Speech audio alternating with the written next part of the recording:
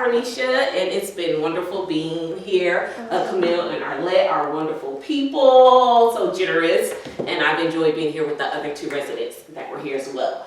So I wanted to share a little bit about why I came here and then show you a little bit.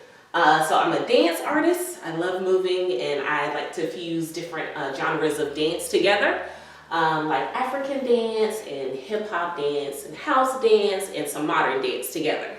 And a lot of my work right now is focused on different systems that kind of affect, actually kind of globally, but definitely here in the United States of America. So I'm focusing a lot on like racism, on different forms of exclusion and inclusion, and how human beings kind of make their way throughout it.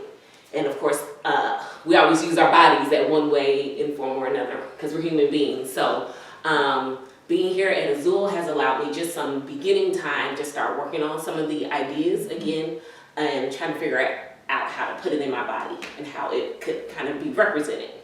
So this piece that I'm going to show you is probably like a minute to minute and a half, maybe. It's not too long, but there's a lot of traveling because I like to take up space. So I'm going to work on this diagonal, and I'm going to ask if we could kind of come to the sides, and I'll be moving back and forth along here. And you can be on this side or that side, and yeah, I might look at you and, you know. So when I think of the things, again, of inclusion and exclusion and racism, sometimes it can feel very weighted in the body, and some of the times it can be confusing. It's like, where do things fit? Who's supposed to fit together? You know, all those different ideas. So, all right, here I go.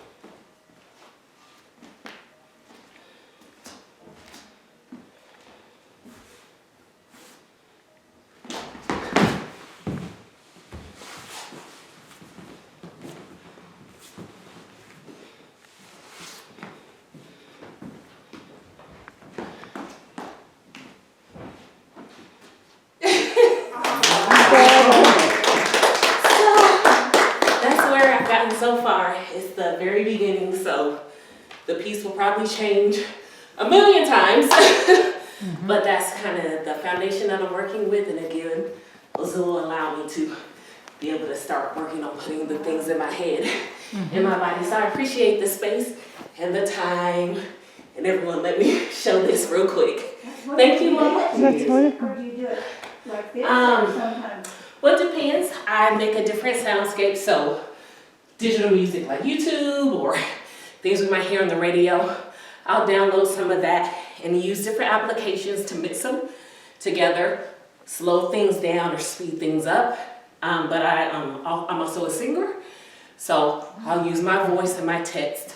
There's also a poetry artist that I work with, so their voice and text probably for this piece at the beginning of it will be a part of the soundscape. But further on, as things continue developing, I'll probably have them live. So we'll have the digital sound that will help kind of create an atmosphere. Then hopefully I'm working on getting a spoken word artist who will be live. And then I also expect to be singing and talking throughout. And then working on bringing in another dancer to definitely move, and we'll end up working out whether they'll be speaking or singing or talking. So yeah. Do you incorporate costume or anything radical like clothing or whatever into your performance? Yeah. Definitely costuming. It kind of depends on the piece, what it's working with. I know this piece will be working with memory and with generational translations.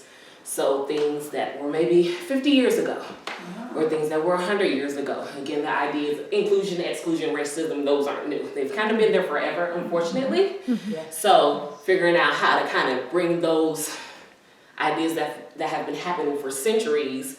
And of course, everybody wore clothing pertaining to the century and pertaining to where they were at. How to bring those ideas in as well to see how they affect the piece and kind of just put them in kind of the piece that makes them fit into contemporary times. So things we wore 100 years ago, or 50 years ago, or 20 years ago, depending kind of with what we might wear today. And again, that becomes relative depending on where you live. Well, where might you perform this? What kind of place would you be doing this? It kind of depends.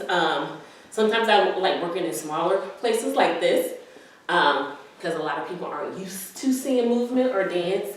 So I like to I call it disrupt order a little bit by causing people to have to be kind of connected to dance, or where I can come up to them and look at them.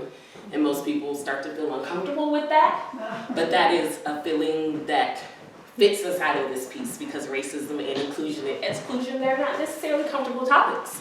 So creating an atmosphere of discomfort for some would be something I'm interested in. So intimate spaces like this can allow that to happen. And, and then I'm open to wherever else, allows me to present it and to work with different people.